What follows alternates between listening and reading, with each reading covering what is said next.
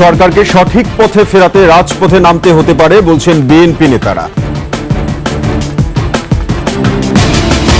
আওয়ামী লীগের কর্মসূচিতে কঠোর হবে সরকার, অভিযানে অস্তিত্ব মেলেনি পুতুলের সূচনা ফাউন্ডেশনের। বাজার নিয়ন্ত্রণে ব্যর্থ সরকার, অভিযোগ সিপিডির। লাইফ সাপোর্টে থাকা ব্যাংকগুলো বন্ধ করার পরামর্শ। জয়পুরহাটে নারী ফুটবল পন্ডের পক্ষে স্থানীয় প্রশাসনের সাফাই, দিনাজপুরে খেলা বন্ধ নিয়ে সংঘর্ষ। মুক্তিপণে ইয়াসিন বাহিনীর আয় মাসে কোটি টাকা, শয়তানের নিঃশ্বাস চক্রের ৩ জন গ্রেফতার।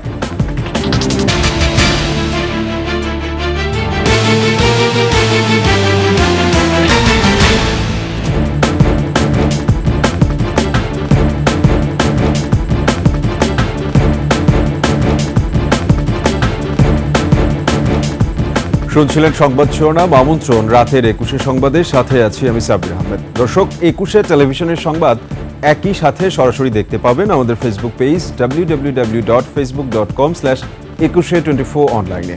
এছাড়া সাবস্ক্রাইব করতে পারেন www.youtube.com/@21eTV চ্যানেলে। এছাড়া সংবাদে আরও থাকছে: ঢাকা বিশ্ববিদ্যালয়ে ছাত্রীদের জন্য চীনা প্রযুক্তিতে হল নির্মাণের উদ্যোগ, আবাস সংকট সমাধানে দেয়া হবে বৃত্তি।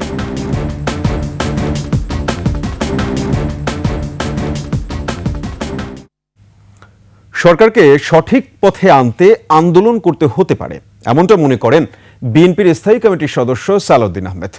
গণঅভ্যুত্থানকে স্মরণীয় করে রাখতে ৫ অগস্টে নির্বাচন দেয়া যায় বলে মনে করেন তিনি। এদিকে জুলাই হত্যাকাণ্ডে জড়িতদের বিচার করতে কেন এত গড়িমসি, সে বিষয়ে আবারও প্রশ্ন তুলেছেন বিএনপির সিনিয়র যুগ্ম মহাসচিব রুহুল কবির রিজভী। মাহিলা ইসলামের রিপোর্ট। জুলাই গণঅভ্যুত্থান, গণমাধ্যম ও সাংবাদিকতা বিষয়ে বাংলাদেশ জার্নালিস্ট অ্যাসোসিয়েশনের এই আলোচনা সভা। অনুষ্ঠানে যোগ দিয়ে গণ অধিকার পরিষদের কেন্দ্রীয় কমিটির সভাপতি নুরুল হক নূর বলেন, ৫ মাসে এখন পর্যন্ত বর্তমান সরকার দক্ষতার পরিচয় দিতে পারেনি। শুরুর দিকে আমরা সংস্কারের প্রশ্নে আপোষহীন ছিলাম, আনকন্ডিশনাল সময়ের প্রশ্নে আমরা একমত ছিলাম, কিন্তু গত ৫ মাসের আমাদের অভিজ্ঞতা আমরা দেখেছি সরকার কার্যত রাষ্ট্র চালাতে পারছে না। অনুষ্ঠানের প্রধান অতিথির বক্তব্যে বিএনপির স্থায়ী কমিটির সদস্য সালাউদ্দিন আহমেদ বলেন, সরকারকে সঠিক পথে নিয়ে আসতে উদ্যোগ নেবে বিএনপি। সরকারকে গাইড করার জন্য, পরিচালনা করার জন্য আমাদেরকে যথেষ্ট সমালোচনা করতে হবে। নির্বাচিত রাজনৈতিক সরকারের পথ পরিষ্কার করার জন্য খুব দ্রুত আমরা কিছু পদক্ষেপ নেব। সেটাকে আপনারা সরকার আন্দোলনও বলতে পারেন, সমালোচনাও বলতে পারেন। মহান মুক্তিযুদ্ধ এবং দেশের স্বাধীনতার সমকক্ষ কিছু হতে পারে না বলেও মন্তব্য করেন এই বিএনপি নেতা। এ বিষয়ে সবাইকে সতর্ক থাকার আহ্বান জানান তিনি। জুলাই গণ অভ্যুত্থানের স্বীকৃতি মানুষ দিয়েছে, দিতে হবে, কিন্তু ঘোষণাপত্রে কি জিনিস থাকবে, we need to determine the constitutionality of the July declaration first. July গণ অভ্যুত্থানের বিষয়টি নিয়ে আসা হয়েছে, কিন্তু স্বাধীনতা যুদ্ধের সাথে স্বাধীনতা পরবর্তী কোনো ঘটনাই কি একই কাতারে গণ্য করা যায়? এটা বিবেচনায় আনতে হবে। এদিকে আমরা বিএনপি পরিবারের এক আলোচনা সভায় যোগ দিয়ে বিএনপির সিনিয়র যুগ্ম মহাসচিব রুহুল কবির রিজভী অভিযোগ করেন, শেখ হাসিনা আবারও দেশ দখলে নেয়ার ষড়যন্ত্র করছে।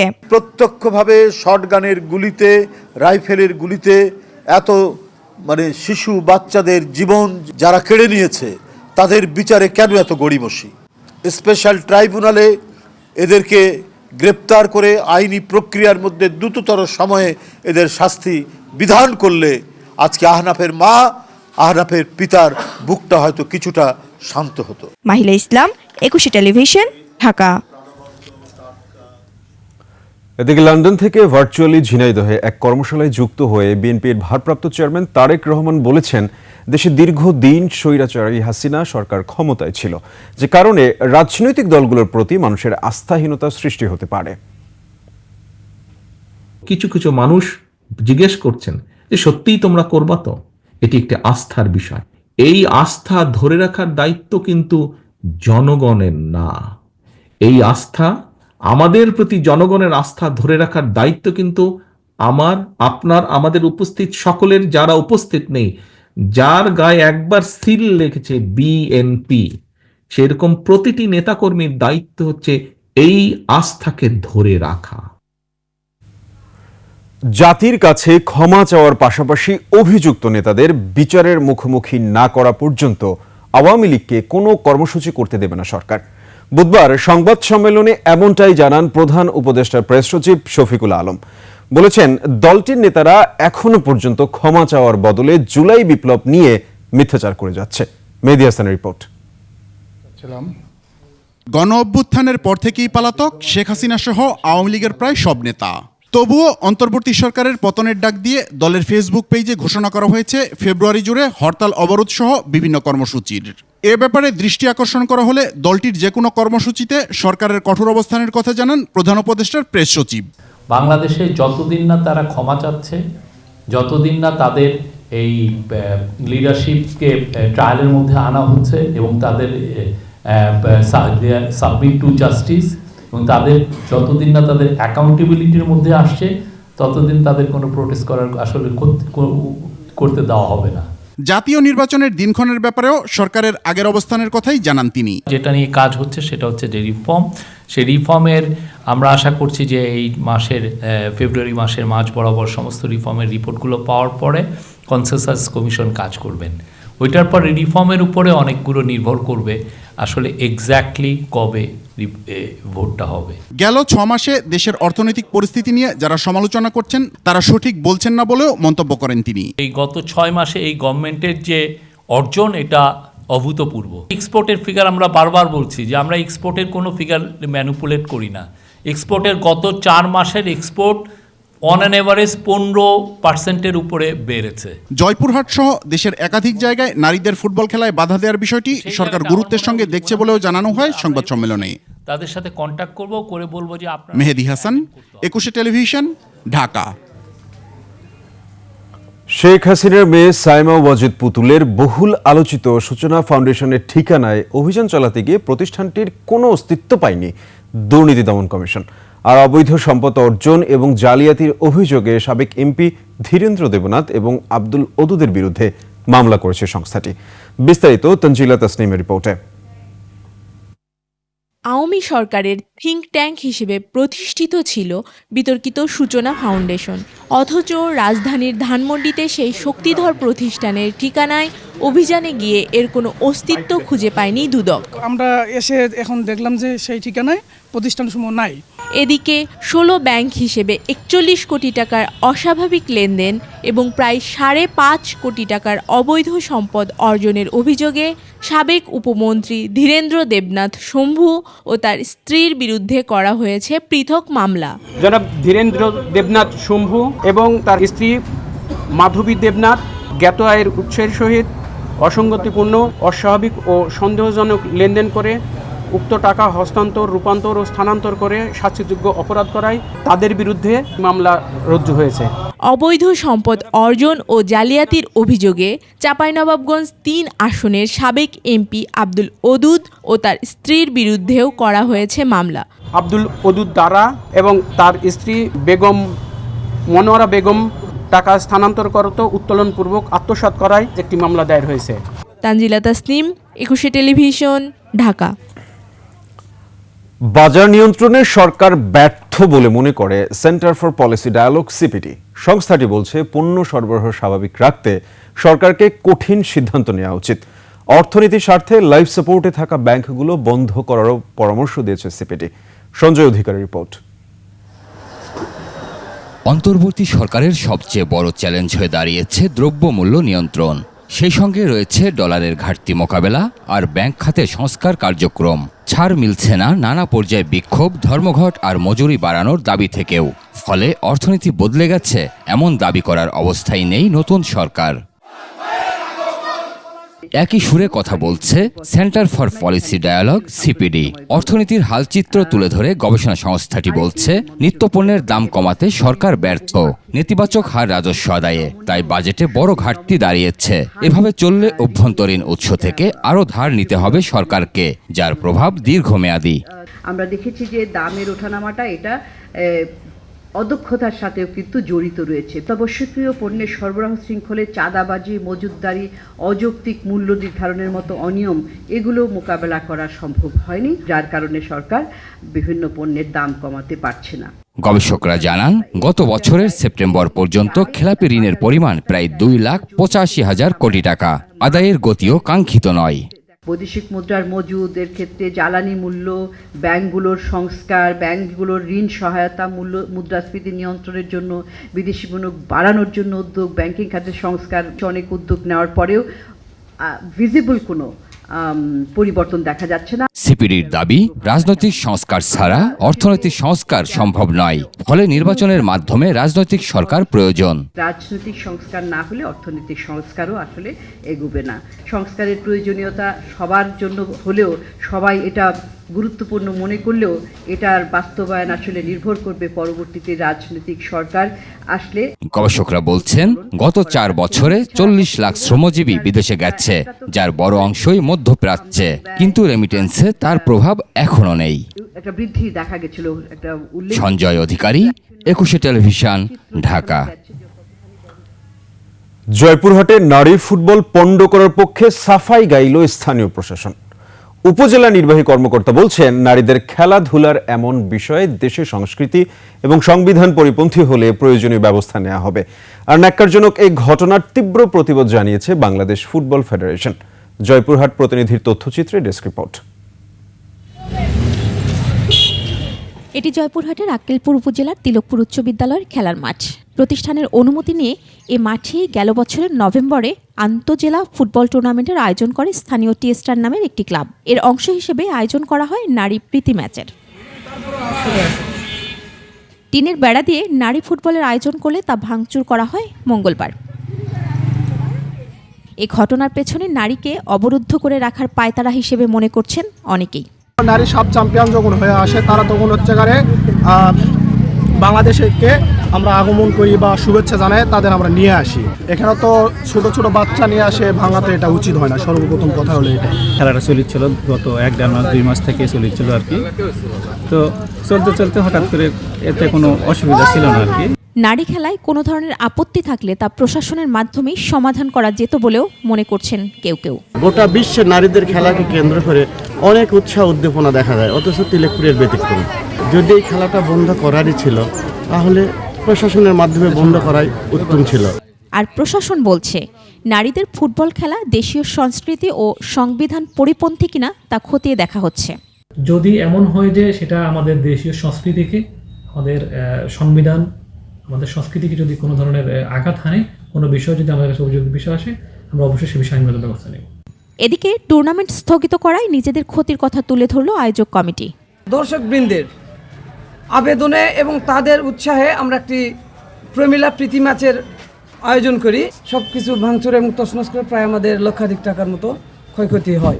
এ ধরনের ঘটনা দেশের খেলাধুলার উন্নয়নের পাশাপাশি নারী অগ্রগতির পরিপন্থী বলে তীব্র প্রতিবাদ জানিয়েছে বাংলাদেশ ফুটবল ফেডারেশন। গণমাধ্যমে দেয়া বিবৃতিতে সংস্থাটি জড়িতদের বিরুদ্ধে প্রয়োজনীয় ব্যবস্থা নেওয়ার আহ্বান জানিয়েছে প্রশাসনের প্রতি। মহিমা পলি, ডেস্ক রিপোর্ট, 21 টেলিভিশন। এদিকে দিনাজপুরের হিলিতে নারীদের ফুটবল খেলাকে কেন্দ্র করে দুপক্ষের সংঘর্ষে আহত হয়েছেন 15 থেকে 20 জন। হাকিমপুর উপজেলার আলিহাট ইউনিয়নের স্থানীয় যুব সংঘ ক্লাবের উদ্যোগে নারী ফুটবল ম্যাচের আয়োজন করা হয়। তবে খেলার আগে থেকেই বিরোধিতা করে আসছিলেন এলাকার কিছু লোকজন। এরই জেরে গতকাল বিকেলে খেলা শুরুর আগে মিছিল নিয়ে এসে খেলা বন্ধের দাবি জানান তারা। এতে আয়োজক কমিটি বিরোধিতা করলে এক পর্যায়ে সংঘর্ষ শুরু হয়, পরে পুলিশ এসে পরিস্থিতি নিয়ন্ত্রণ করে। আহতরা বিভিন্ন হাসপাতালে চিকিৎসা নিচ্ছেন। এ ঘটনায় জড়িতদের বিরুদ্ধে ব্যবস্থা নেওয়ার কথা জানিয়েছে পুলিশ। অন্যদিকে আপাতত এই মাঠে খেলা বন্ধ থাকবে বলে জানান উপজেলা নির্বাহী কর্মকর্তা। নারী ফুটবল দল এই তাবলিগেরা খেলাধুলা করতে দিবে না, বুঝা গেছে। এই নিয়ে গন্ডগোল, সর্বশেষ মারামারি হওয়া, দুই পক্ষে মার খাচ্ছে, খাওয়া দাওয়া, মার খাওয়া শেষ, মারামারিও শেষ, খেলাও শেষ। এক্ষেত্রে প্রয়োজনীয় আইনানুগ ব্যবস্থা নেওয়া হবে এবং একই সাথে এই মাঠে যেহেতু একটা রক্ত লেগেছে, এই মাঠে আর কোনো খেলা হবে না। কোটি টাকার নিচে তারা ছিনতাই করে না। অপহরণের পর মুক্তিপণ কোটি টাকার কম হয় না। রাজধানীর গুলশান বনানী বাড্ডা এলাকায় ছিনতাই ও অপহরণ করে তাদের মাসে আয় কোটি টাকা। অপরাধ জগতের এই চক্রটি ইয়াসিন বাহিনী নামে পরিচিত। রাজধানীর সিটি মানি এক্সচেঞ্জের মালিক আব্দুল কাদের শিকদার ও তার শ্যালক আমির হামজার কোটি টাকা ছিনতাই মামলার তদন্তে নেমে এসব চাঞ্চল্যকর তথ্য পেয়েছে পুলিশ। বিস্তারিত জানাচ্ছেন দীপু শিকদার। 21 জানুয়ারি রাত 9টা গুলশান 2-এর ডিসিসি মার্কেটের সামনে দিয়ে যাচ্ছিলেন সিটি মানি এক্সচেঞ্জের মালিক আব্দুল কাদের শিকদার ও তার শ্যালক আমির হামজা। তাদের মোটরসাইকেলের গতিরোধ করে গুলশান বনানী এলাকার সন্ত্রাসী ইয়াসিন। মারপিট ও কুপিয়ে ছিনিয়ে নেওয়া হয় প্রায় কোটি টাকা। গুরুতর আহত হন কাদের ও হামজা। খবর পেয়ে মানি এক্সচেঞ্জের লোকজন ঘটনাস্থলে আসলেও ততক্ষণে দুর্বৃত্তরা পালিয়ে যায়, ছিনিয়ে নিয়ে যায় সব নগদ অর্থ। ক্লোজ সার্কিট ক্যামেরার ফুটেজ পর্যালোচনা করে দেখা যায় ঘটনার সময় ঘটনাস্থল ও আশপাশের এলাকায় মানুষের বেশ সমাগম ছিল, যানজটও ছিল সেখানে। তবে কাদের ও হামজা কারো সাহায্য পায়নি। টাকা ছিল কাছে, টাকা নিয়ে গেছে চিন্তায়, তারপর চাকু দিয়ে মাথায় মারছে, দুইজনের মাথায় প্রচুর কেটে গেছে, অনেক সেলাই লাগছে, 8-9টা তার বেশি। ঘটনার কিছু পরে পুলিশের গাড়িও সেখান দিয়ে যেতে দেখা গেছে, তবে ছিনতাইয়ের ঘটনা দেখেনি বা বুঝতেও পারেনি তারা। ঘটনার সাথে জড়িত ইয়াসিন বাহিনীর 8 সদস্য গ্রেফতার হয়েছে। তারা হলেন ইয়াসিন, রবিউল, অন্তর, রাজু, গোপাল, মেহেদি, বিল্লাল এবং রানা। গুলশানের সিটি মানি এক্সচেঞ্জের মালিক আব্দুল কাদের শিকদারের পরিবার এর আগেও ইয়াসিন বাহিনীর রোশানলে পড়েছিলেন। কাদেরের উপর হামলার মাত্র 3 মাস আগে তার ছোট ভাই মিন্টু শিকদার বাড্ডা এলাকা থেকে অপহরণ হয়েছিলেন। পরে গোপালগঞ্জের হাইওয়ে থেকে মিন্টুকে উদ্ধার করে পুলিশ। ওই ঘটনায় ইয়াসিন গ্রেফতারও হয়। পরে জামিনে বেরিয়ে পুরনো পেশায় ফিরে যায় সে। মামলা তুলে নিতে এখনো হুমকি দেয়া হচ্ছে বলে অভিযোগ আহত কাদের পরিবারের সদস্যদের। ওরা এইগুলো করে বেড়ায়, ওদের একটা গ্রুপ আছে, ওরা আবারও হুমকি দিয়ে বলতেছে তোমাদেরকে মেরে ফেলাবো, এই কেস উঠায় নিতে হবে। গুলশান থানা পুলিশ মিন্টু ও কাদেরের উপর হামলা, অপহরণ ও ছিনতাইয়ের ঘটনা গুরুত্বের সাথে বিবেচনা করছে। দুই পক্ষই হচ্ছে আপনার মানি এক্সচেঞ্জের ব্যবসা বা কি বলে হুন্ডি ব্যবসা, যেটাই বলেন আপনি, পরস্পর একই গ্রামের। তো 3-4 মাস আগে বাড্ডা থানা এলাকায় লেনদেন টাকা পয়সা মিন্টুকে অপহরণ করা হয়েছিল, ওখানে একটা মামলা আছে। ওইটা থেকে জামিন পাওয়ার পরে ইয়াসিন হুমকি দিয়েছিল আর কি। পরবর্তীতে 21 তারিখ রাতে এই ঘটনা। ছিনতাই ও অপহরণকারীদের ধরতে ঢাকা মহানগর পুলিশের অভিযান অব্যাহত আছে বলে জানান ডিএমপির মুখপাত্র তালেবুর রহমান। এইসব অপরাধ প্রতিরোধ করার জন্য ঢাকা মেট্রোপলিটন পুলিশের পক্ষ থেকে নানা ধরনের উদ্যোগ গ্রহণ করা হয়েছে। একটা বিষয়ে আমরা যেসব অপরাধ বা ঘটনাগুলো আমাদের দৃষ্টিগোচর হচ্ছে আমরা সেগুলো মামলা হিসেবে রেকর্ড করছি এবং আইনি ব্যবস্থা গ্রহণ করছি। ছিনতাইকারীদের বিরুদ্ধে আমাদের যে অভিযান সেটা কিন্তু আরও বেশি জোরদার করা হয়েছে। মামলার সংখ্যা বাড়লেও অপরাধের প্রবণতা কমেছে বলে জানান তিনি। বর্তমান সময়কাল পর্যন্ত এই ছিনতাইকারীদের বিরুদ্ধে আমাদের অভিযান অব্যাহত রয়েছে এবং এটা আরও জোরদার করা হয়েছে। দীপু শিকদার, 21 টেলিভিশন, ঢাকা। ডিবির অভিযানে ধরা পড়ল শয়তানের নিঃশ্বাস চক্রের 3 সদস্য। সম্প্রতি 21 টেলিভিশনে এই চক্র নিয়ে প্রতিবেদন প্রচারের পরপরই অভিযানে নামে মহানগর গোয়েন্দা পুলিশ। আর ধরা পড়া অপরাধ চক্রের সদস্যরা জানিয়েছেন কিভাবে তারা ঘটিয়ে আসছেন এসব অপকর্ম। এরশাদ আলী ক্যামেরায়, মাহতাব মিনহাজের প্রতিবেদন। 81, 82, 83, 84, 85। অপরাধের পর দিন শেষে এভাবেই চলে শয়তানের নিঃশ্বাস চক্রের ভাগ বাটোয়ারা। পপি, শারমিন আক্তার খুশি, সোনিয়া আক্তার 3 জনই শয়তানের নিঃশ্বাস চক্রের সক্রিয় সদস্য। ধরা পড়ে মহানগর গোয়েন্দা পুলিশের জালে। 21 ক্যামেরায় প্রকাশ করে অপরাধ সংগঠনের কৌশল। আমরা কাজ বিরানের পরে আমার কয় যে কে আগে যাইব, তখন বলি যে আমি যাবো, কিন্তু হ্যাঁ গলায় কানে যদি থাকে এটা আমরা আইডিয়ার উপরে লই, তখন কই যে আপনার গলায় কানে যদি পিতল থাকে এটি খুললালন কম্পিউটারে চেক করে। প্রতারণার বিষয়টি পুরোপুরি স্বীকার না করলেও জানায় মূল অপরাধ ঘটায় তাদের ওস্তাদ বা চক্রের প্রধান। তারা মাঠের কর্মী মাত্র। আমাদের কাজ হচ্ছে পার্টি জোগানো, আমরা নিয়ে যে এলা ওস্তাদ কি করে বলতে পারি না। টাকার মধ্যে কি মিশান আমরা ওস্তাদে মিশাইতে আমরা দেখি না, আমরা কিভাবে বলবো যে কি মিশে। তবে তাদের হাতে আক্রান্ত ব্যক্তির পরিবার জানায় স্কোপোলামিনের মাধ্যমেই সম্মোহিত করা হয়েছে ভিকটিমকে। 2000 টাকা আমি হাতে দিয়েছিল, বলেন আমি আসতেছি, আমি জোরসে দিন ওটা দিচ্ছে দেন এরপর আর আমার কোনো সেন্স নেই, আমাকে যা বলতে চাই আমি তাই করতে চাই। একান্ত সাক্ষাৎকারে অভিযান পরিচালনাকারী ডিবির এই কর্মকর্তা জানান, ২১শে টেলিভিশনে সংবাদ প্রচারের পরই অভিযানে নেমে রাজধানীর গুলিস্তান, জুরাইন ও ঢাকা মেডিকেল কলেজ এলাকা থেকে তাদের আটক করা হয়। সূত্র ধরেই আমরা একটা পরীক্ষামূলকভাবে আমরা একটা অভিযান পরিচালনা করি, যার পরিচালনার কারণেই আমরা একটু আস্তে আস্তে করে সাকসেস হওয়ার জন্য আমরা চেষ্টা করি। এই অপরাধীরা বিশেষ করে নারীদের টার্গেট করে, প্রথমে ভিকটিমকে সাহায্যের ভান করে, পরে ফাঁদে ফেলে নিজেদের। যারে টার্গেট করে ভিকটিমকে তাদের পক্ষ নেয় একজন, ওরা পথচারী হিসাবে দেখা গেল কোথাও পথচারী হলে ওই পথচারীর কাছ মনে করে যাওয়ার পথে ওই যে ভিকটিমের সহযোগী হিসাবে মনে করেন তাদের পক্ষ নেয়। প্রতিবেশীরাও জানে না তারা এমন ভয়ঙ্কর কাজের সাথে জড়িত। অপারেশন পরিচালনা করতে গেলে অনেক সময় দেখা গেল বাসাবাড়িতে যে সমস্ত বস্তির থাকে এরা, তখন ওখানে দেখা গেল অনেক সময় প্রতিবাদ করে যে কেন পুলিশে নিবে, কেন পুলিশে ধরবে। চক্রটির অনেকগুলো দল সক্রিয় আছে রাজধানীতে। তাদের টার্গেট থেকে রক্ষা পেতে সবাইকে সচেতন থাকার পরামর্শ এই কর্মকর্তার। কমিউনিকেট না করাই ভালো কোনো অপরিচিত লোকের সাথে। তাদের কাছ থেকে উদ্ধার করা হয় স্বর্ণালংকার, চেকের পাতাসহ বেশ কয়েকটি মুঠোফোন।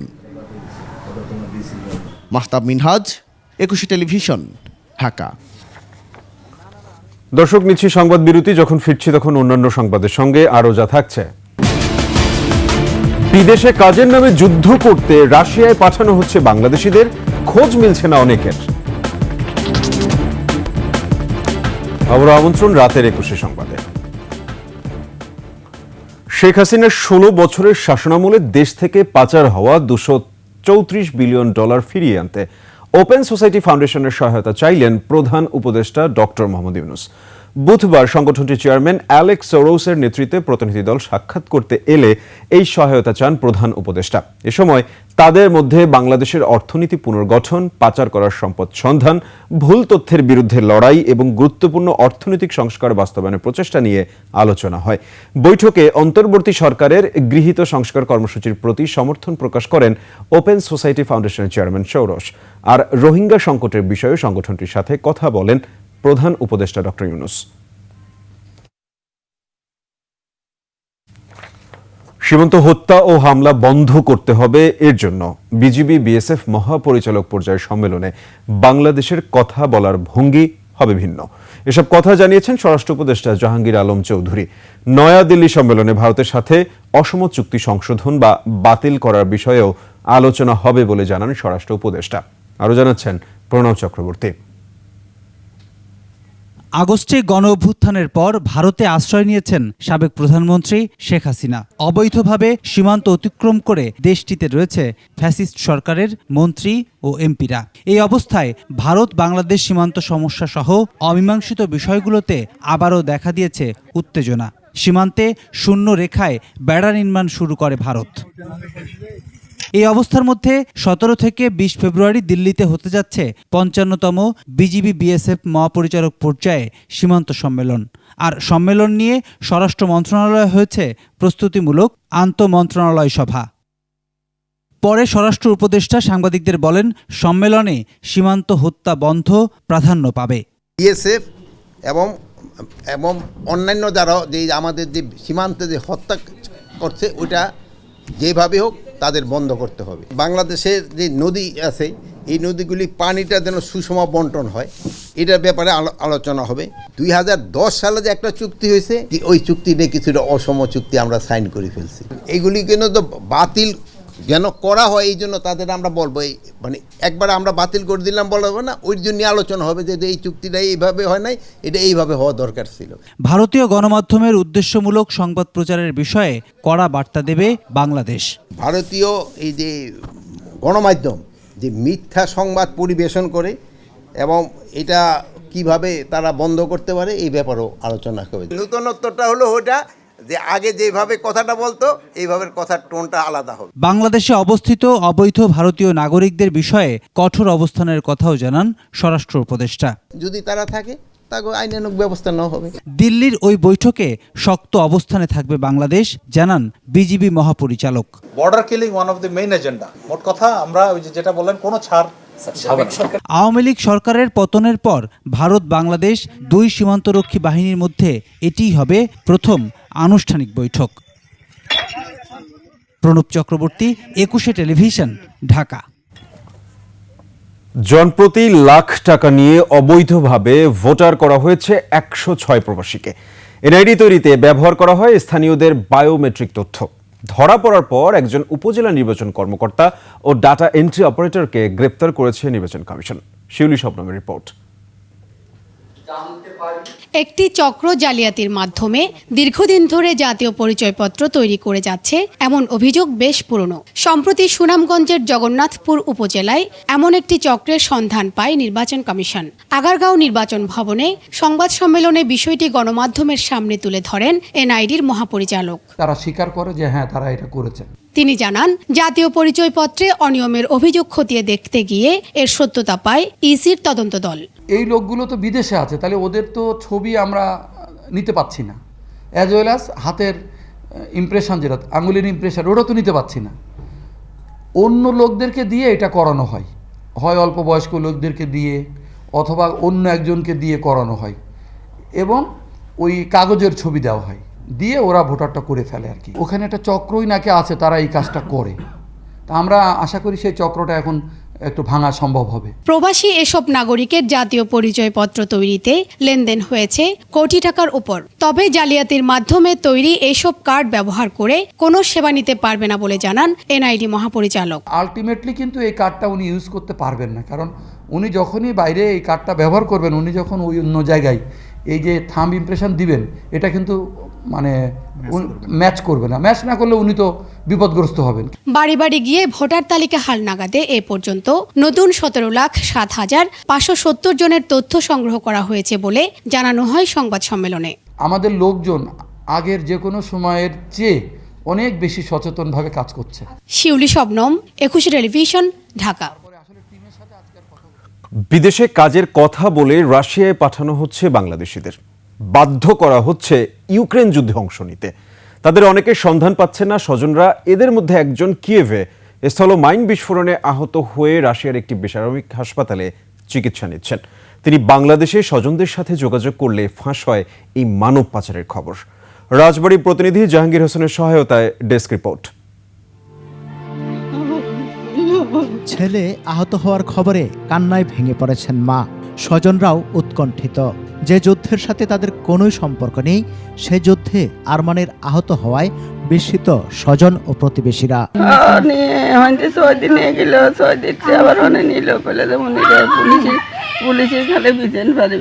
কালোখালী উপজেলার কুষ্টিয়াডাঙ্গি গ্রামের আরমান রাশিয়ার চকলেট ফ্যাক্টরিতে কাজ দেওয়ার কথা বলে 3 মাস আগে 10 তরুণকে উমরা ভিসায় সৌদি আরব পাঠায় ড্রিম হোম ট্রাভেলস নামে একটি রিক্রুট এজেন্সি। পরে সেখান থেকে রাশিয়ার একটি চক্রের কাছে বিক্রি করে দেয়া হয়। রাশিয়ায় দেয়া হয় মাসব্যাপী কমান্ডো প্রশিক্ষণ।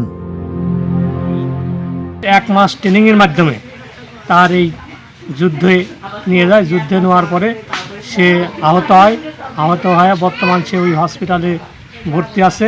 প্রশিক্ষণ থেকে কৌশলে 2 জন দেশে ফিরে আসতে পারলেও ফেঁসে যান 8 জন।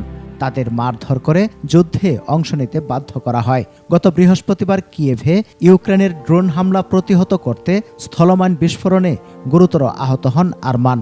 8 লাখ টাকা খরচে বিদেশ পাঠিয়ে ছেলের এই দুর্দশা দেখে স্তম্ভিত স্বজনরা। দালালটা কয়েছে যে রাশিয়া খুব ভালো দেশ, চকলেট ফ্যাক্টরিতে কাজ দিবি, বেতন অবি মেলা 1-1.5 লক্ষ টাকা বেতন অবি। এই কথার পর নিয়ে গেল। তার বাবা অনেক কষ্ট করে তার বাইরে পাঠাইছিল, তারা এইরকম নিয়ে এরকম করছে। আমরা জানতাম না যে এরকম পরিস্থিতি তার পাঠাবে। এই ক্ষতিপূরণ দাবি আমরা চাই, আর এই সংসারটা ধ্বংস করছে, এই সংসারের বিচার চাই।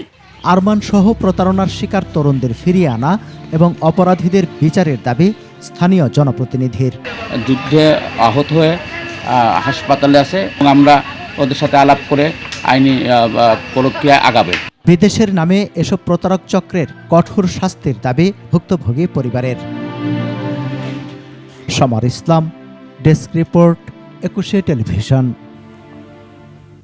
এবারে বিশ্ব ইজতেমা 3 পর্বে হবে বলে জানিয়েছেন পুলিশ মহাপরিদর্শক বাহারুল আলম। বলেছেন, আইন শৃঙ্খলা রক্ষা বাহিনীর 6,000 সদস্য মোতায়েনের পাশাপাশি থাকবেন 10,000 স্বেচ্ছাসেবী। গাজীপুর প্রতিনিধি অপূর্ব রায়ের তথ্যচিত্রে ডেস্ক রিপোর্ট।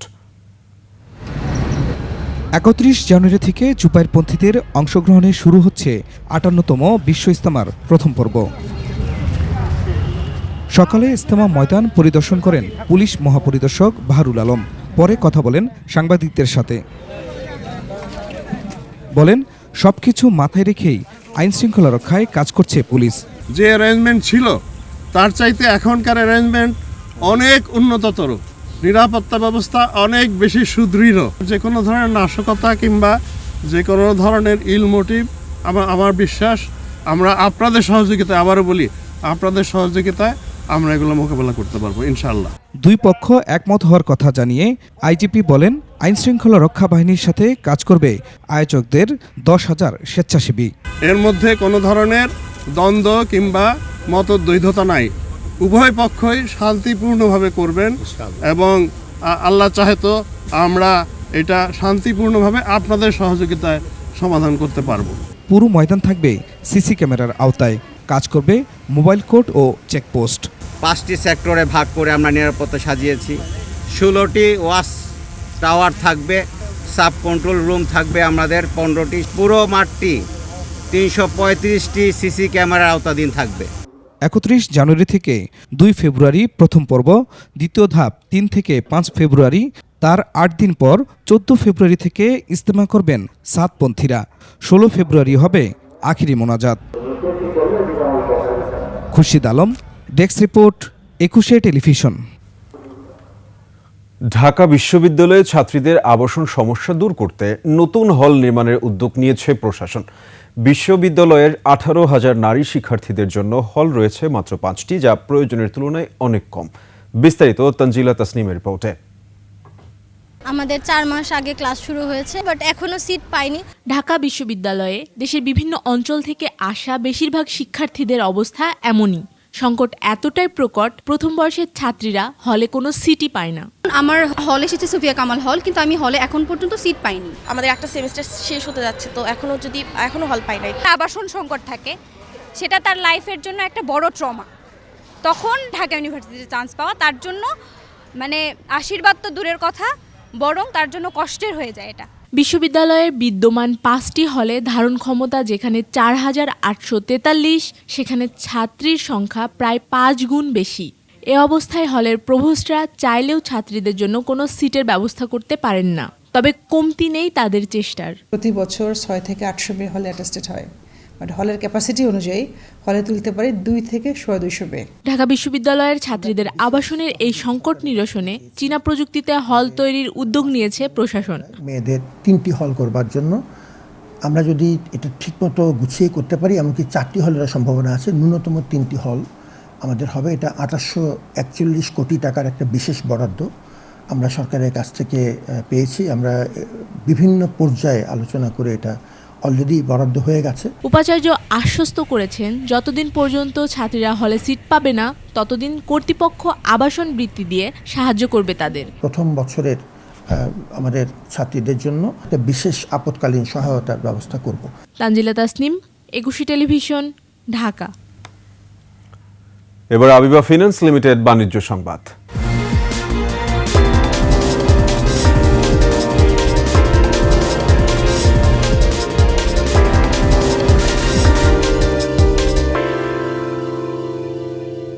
দরপতন অব্যাহত রয়েছে দেশের পুঁজিবাজারে। সূচকের পতনের পাশাপাশি কমেছে লেনদেনও।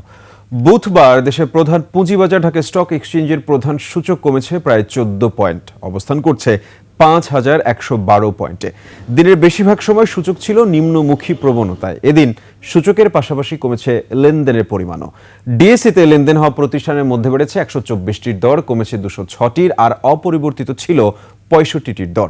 লেনদেন হয়েছে 314 কোটি 16 লাখ টাকা শেয়ার ও মিউচুয়াল ফান্ডের। এদিন সবচেয়ে বেশি লেনদেন হয়েছে দুর্বল মৌলভিত্তির কোম্পানি খান ব্রাদার্স পিপি ওভেন ব্যাগ লিমিটেডের। সবচেয়ে বেশি দর হারিয়েছে বিআইএফসি লিমিটেডের শেয়ার। মূল্যবৃদ্ধির তালিকায় শীর্ষে ছিল আরেক দুর্বল company Haqqani pulp and paper mills লিমিটেডের শেয়ার দর। সোশ্যাল ইসলামী ব্যাংকের 3টি নতুন এজেন্ট ব্যাংকিং আউটলেট উদ্বোধন করা হয়েছে। বুধবার ব্যাংকের প্রধান কার্যালয়ে আয়োজিত অনুষ্ঠান থেকে ব্যাংকের ভারপ্রাপ্ত ব্যবস্থাপনা পরিচালক মোহাম্মদ নাজমুস সাদাত আউটলেটগুলোর উদ্বোধন করেন। নতুন এজেন্ট ব্যাংকিং আউটলেটগুলো টাঙ্গাইলের এলাসিন বাজার, কক্সবাজারের থিমছড়ি বাজার এবং কিশোরগঞ্জের গোবিন্দপুর চৌরাস্তায় অবস্থিত। ব্যাংকের উপব্যবস্থাপনা পরিচালক এএম হাবিবুর রহমানের সভাপতিত্বে অনুষ্ঠানে উপস্থিত ছিলেন মানব সম্পদ বিভাগের প্রধান মোহাম্মদ শাহরিয়ার খান, ব্যাংকের এজেন্ট ব্যাংকিং ডিভিশনের প্রধান মোহাম্মদ মশিউর রহমান। এছাড়া ঊর্ধ্বতন নির্বাহী, সংশ্লিষ্ট শাখা ব্যবস্থাপক, আউটলেটগুলোর এজেন্ট সহ স্থানীয় গণ্যমান্যরা ভার্চুয়ালি যুক্ত ছিলেন উদ্বোধনী অনুষ্ঠানে।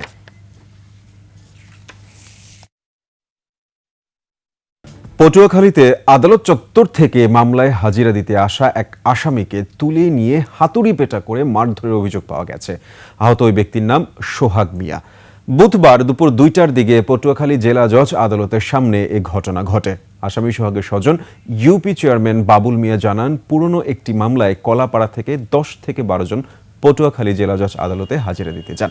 ওই আসামিদের মধ্যে তার ছোট ভাই সোহাগ মিয়াও ছিল। দুপুরের দিকে পটুয়াখালী জেলা জজ আদালত চত্বরে কে বা কারা তার ভাইকে মারধর করে তুলে নিয়ে যায়। এরপর তার চোখ বেঁধে মাথায় প্রচণ্ড আঘাত করে এবং 2 হাঁটুতে হাতুড়ি পেটা করা হয়। পরে সোহাগকে ছেড়ে দিলে তাকে উদ্ধার করে প্রথমে কলাপাড়া উপজেলা স্বাস্থ্য কমপ্লেক্সে চিকিৎসা দেওয়া হয়। পরে অবস্থা গুরুতর হয় তাকে চিকিৎসার জন্য ঢাকায় নেওয়া হয়। আর পুলিশ জানায়, আদালত চত্বরে একটি ঘটনা শুনে সেখানে গেলে কাউকে পাওয়া যায়নি। এরই সাথে শেষ করছি রাতের 21 সংবাদ। যাওয়ার আগে সংবাদ শিরোনামগুলো আরও একবার। সরকারকে সঠিক পথে ফেরাতে রাজপথে নামতে হতে পারে বলছেন বিএনপি নেতারা। আওয়ামী লীগের কর্মসূচিতে কঠোর হবে সরকার, অভিযানে অস্তিত্ব মেলেনি পুতুলের সূচনা ফাউন্ডেশনের। বাজার নিয়ন্ত্রণে ব্যর্থ সরকার, অভিযোগ সিপিডি, লাইফ সাপোর্টে থাকা ব্যাংকগুলো বন্ধ করার পরামর্শ। জয়পুরহাটে নারী ফুটবল পন্ডের পক্ষে স্থানীয় প্রশাসনের সাফাই, দিনাজপুরে খেলা বন্ধ নিয়ে সংঘর্ষ। মুক্তিপণে ইয়াসিন বাহিনী রায়, মাসে কোটি টাকা, রাজধানীতে শয়তানের নিঃশ্বাস চক্রের 3 জন গ্রেফতার।